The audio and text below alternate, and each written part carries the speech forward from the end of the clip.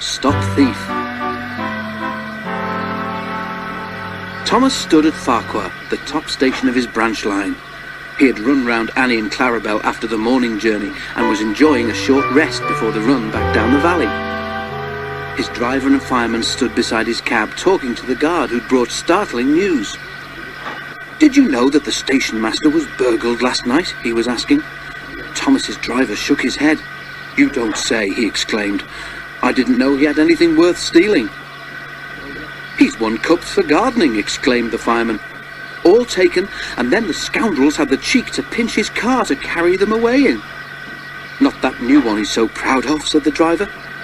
The guard nodded, and at that moment the signal rose to show that the line was clear. The driver and fireman climbed into Thomas's cab. The guard blew his whistle, waved his green flag, and got into Clarabel. Thomas set off.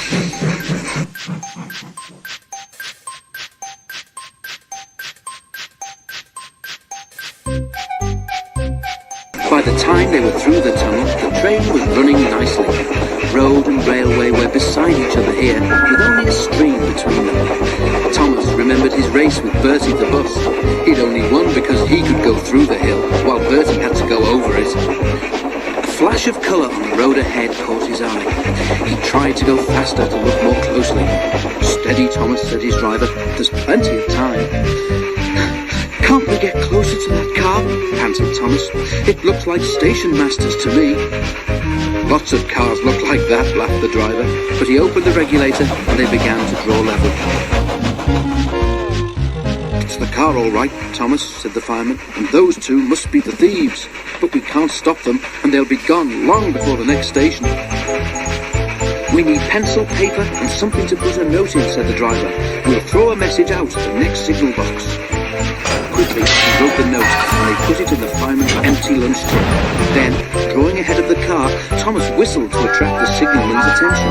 They slowed so that the fireman could throw the box up to him, and as they went past, both driver and fireman shouted "Police!" at the top of their voices.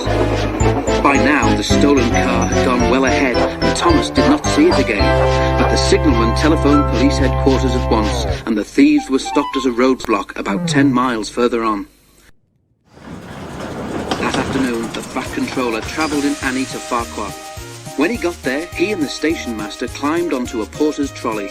They told the passengers the whole story, and the station master thanked Thomas, his driver, and his fireman for their prompt action. The passengers cheered loudly, and they cheered even more when they heard that the station master's gardening cups had all been found undamaged in a sack in the boot of the car. "A long time ago," said the Fat Controller, holding up his hand for silence, "Thomas showed how valuable he is to the smooth running of my railway.